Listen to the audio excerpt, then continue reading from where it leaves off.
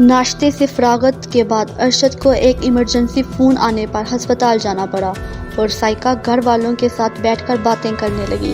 اس کے باوجود کہ وہ اسی گھر میں 4 ماہ سے رہ رہی تھی، لیکن ارشد کے والدین نے اسے کچھ دنوں تک گھر کا کام نہ کرنے کی تلقین کی۔ اس کے بار بار انکار کرنے کے باوجود انہوں نے اس کی ایک نہ سنی اور پھر کچھ دیر بیٹھ کر اپنے کمرے میں چلی گئی۔ کمرے میں پہنچ کر اس نے دروازہ بند کیا اور دوسرے لمحے ایک حیرتناک بات دیکھنے میں آئی کہ کچھ دیر پہلے خوبصورت اور حسین و جمیل دکھائی دینے والا چہرہ ایک انتہائی بھیانک اور بدصورت چہرے میں بدل چکا تھا۔ جی ہاں، وہی سائقہ جو کچھ دیر پہلے جنت کی حور بنی ہوئی تھی اور اب انتہائی بدصورت اور دل دہلا دینے والے چہرے کے ساتھ اس کمرے میں موجود تھی۔ اس کے چہرے کے حد و حال کسی 100 سالہ بوڑھی عورت جیسے ہو گئے تھے۔ چہرے کی کھال لٹک گئی تھی اور باچوں سے 2 نوکیلے دانت باہر نکل آئے تھے اور ہاتھوں پر سیاہ بال ابھر آئے تھے۔ پاؤں کی انگلیوں کا سائز بھی بڑھ گیا تھا۔ آنکھوں کی پتلیاں سفید میں بدل گئی تھیں۔ کوئی تصور بھی نہیں کر سکتا تھا کہ اس خوبصورت چہرے کے پیچھے ایک انتہائی بھیانک اور مکروہ شکل چھپی ہوئی ہے۔ اپنے چہرے کے حد و حال اور جسمانی تغیر کے بدلتے ہی جیسے وہ کسی اور دنیا کی مخلوق لگنے لگی تھی۔ وہ تیزی سے کمرے میں یوں چکراتی پھر رہی تھی جیسے کوئی بھوکا شخص انتہائی بھوک میں کچھ کھانے والی چیز کے لیے باغ دور کرتا ہو۔ اس کا بس نہیں چل رہا تھا کہ وہ کمرے میں موجود فرنیچر کو ہڑپ کر جائے۔ وہ تیزی سے کمرے میں موجود ایک اور چھوٹے کمرے میں داخل ہوئی، لیکن وہاں بھی اسے ناکامی ہوئی۔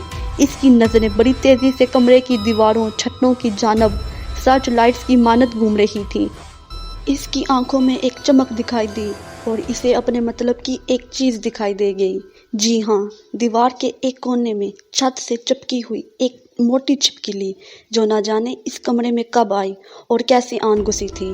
اس پر نظر پڑتے ہی وہ تیزی سے ایک بڑی چھپکی کی مانند بڑی تیزی سے دیوار چڑھنے لگی اور اس سے پہلے کہ دیوار پر چپکی چھپکلی اپنے بچاؤ کے لیے کچھ کرتی، سائقہ نے جپٹ کر اسے دبوچا اور ایک ہی لقمے میں اپنے حلق میں اتار لیا۔ اف خدایا، وہ کیا چیز تھی! ایک ہی لقمے میں اس نے اس چھپکلی کو زندہ حالت میں اپنے معدے میں اتار لیا تھا۔ جس طرح وہ دیوار پر چڑھی تھی اسی طرح واپس اتر کر زمین پر موجود تھی۔ وہ دوبارہ اپنی نظروں کو ادھر ادھر دوڑانے لگی۔ شاید اسے پھر کسی اور چیز کی تلاش تھی، لیکن اس سے پہلے کہ وہ واش روم کی جانب بڑھتی، کمرے کا دروازہ کھٹکھٹانے کی آواز سنائی دی۔ یہ آواز سنتے ہی سائقہ کی ظاہری حالت دوبارہ پہلے والی حالت میں تبدیل ہونے لگی اور چند لمحوں کے بعد وہ پہلے کی طرح جوان اور خوبصورت بنی کمرے میں موجود تھی۔ اس نے دروازہ کھولا تو سامنے شکیلہ موجود تھی۔ اس کے ہاتھ میں نئے کپڑوں کا ایک پیکٹ تھا جسے اس نے یہ کہہ کر سائقہ کی طرف بڑھا دیا کہ یہ پیکٹ اسے شادی کے تحائف میں دیا گیا ہے۔ شاید سامان اٹھاتے وقت وہی نیچے ایک کمرے میں رہ گیا تھا۔ سائقہ نے شکریہ ادا کرتے ہوئے وہ پیکٹ اس سے لیتے ہوئے اندر آنے کا کہا، لیکن شکیلہ کسی کام کا کہہ کر واپس پلٹ گئی۔ سائقہ نے چند لمحوں تک اسے واپس جاتے دیکھا اور چہرے پر ایک حبیب سی مسکراہٹ ابھر آئی اور اس کے ساتھ ہی اس کی آنکھوں کی پتلیاں ایک لمحے کے لیے سفیدی میں بدل گئی، لیکن دوسرے لمحے وہ دروازہ بند کر کے واپس کمرے میں لوٹ آئی۔ اس نے ہاتھ میں پکڑا پیکٹ برت پر اچھال دیا۔ اس کے چہرے پر یوں آثار تھے جیسے اسے شکیلہ کا اس وقت آنا ناگوار گزرا ہو۔ اس نے دانت کچکچاتے ہوئے واش روم کا دروازہ کھولا اور ایک جھٹکے سے بند کر دیا اور دوسرے لمحے واش روم سے یوں آوازیں آنے لگیں جیسے اندر بہت سی بلیاں آپس میں لڑ جگڑ رہی ہوں۔ اس گھر کے ماکین تصور میں بھی یہ نہیں سوچ سکتے تھے کہ جسے وہ ایک خوبصورت دلہن کے روپ میں اپنے گھر لے آئے ہیں وہ در حقیقت ایک بلا ہے، ایک انتہائی خوفناک بلا۔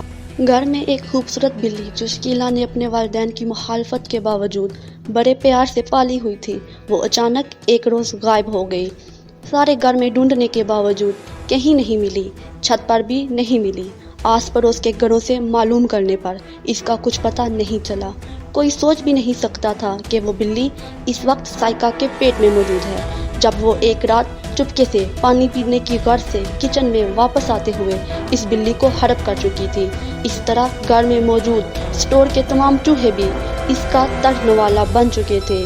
ایک روز شکیلہ کے رشتے کے لیے کچھ لوگ گھر میں آئے اور ایک نظر میں ہی انہیں شکیلہ بہت اچھی لگی اور کچھ ہی دنوں میں چٹ منگنی کی رسم ادا کر دی گئی और एक माह बाद शादी की तारीख तय पाई गई।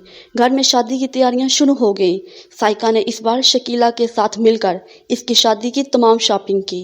अरशद मसरूफियत की बना पर जा नहीं पाता था, लेकिन इन्हें ज़रूरत के वक्त पैसे दे देता था, जो वो सुबह नाश्ते से फारग होकर शॉपिंग की घर से लेकर बाजार निकल जाती थी।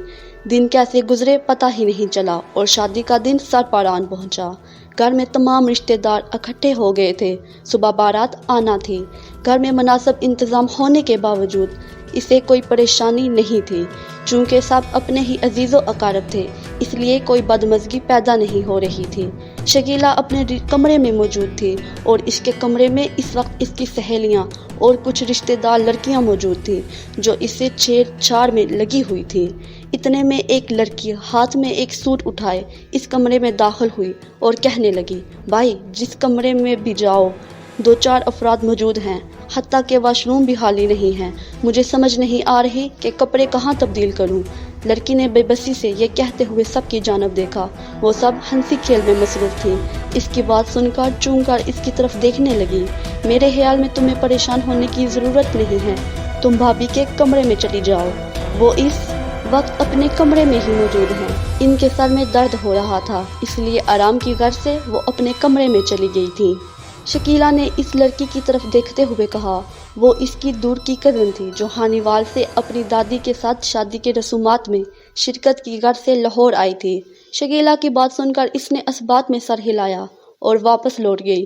चूँकि इसे इस घर में आए 3-4 रोज़ हुए थे, इसलिए इसे भाभी साइका का कमरा ढूंढने में कोई दिक्कत नहीं हुई। दरवाजे के सामने पहुंचकर हाथ से दरवाज़ा खटखटाने पर दूसरी तरफ कुछ देर इंतज़ार करने के बाद किसी के चुटकी खोलने की आवाज़ आई और दरवाज़ा खुलते ही दूसरी तरफ साइका की शक्ल नजर आई। इसके चेहरे से यूं लग रहा था जैसे वो नींद से उठी हो। सामने खड़ी लड़की पर नज़र पड़ते ही इसके चेहरे पर नागवारी के तासरात उभरे, लेकिन ऐसा सिर्फ पल भर के लिए हुआ और दूसरे लम्हे लबों पर मुस्कुराहट लाते हुए इसने इससे यहाँ आने का मकसद पूछा। जब इसने कमरे में कपड़े बदलने के लिए कहा तो साइका ने कुछ देर सोचते हुए एक तरफ होकर इसे कमरे में दाखिल होने के लिए रास्ता दिया और पर हाथ के इशारे से वॉशरूम की जानब इशारा कर दिया। लड़की सीधी वॉशरूम की तरफ बढ़ गई और अंदर से कुंडी लगाकर कपड़े तब्दील करने लगी। कुछ ही देर में वो हाथ में उतारा हुआ लिबास थामे जैसे ही कमरे से निकली, इसके मुंह से खौफ से चीख निकल गई। इसकी हालत देखने वाली थी। थोड़ी देर पहले जब वो कमरे में आई थी तो वो जो हसीन चेहरा इसके सामने था, अब इंतहाई भयानक सूरत लिए इसके सामने था। दूसरे लम्हे वो बेहोश होकर नीचे ज़मीन पर गिर गई। इसके मुंह से खौफ से जाग निकलने लगा था। यूं लगता था जैसे इसे मिर्गी का दौरा पड़ गया हो। घर ज़्यादा बड़ा न होने की वजह से चीख की बाज़गिश्त पूरे घर में फैल गई थी और दूसरे लम्हे साइका के कमरे में बहुत से अफराद इकट्ठे हुए चेमगोइयों में मसरूफ़ थे। हर कोई अपनी अपनी हाँक रहा था। सब साइका से इस लड़की के बेहोश होने की वजह पूछ रहे थे।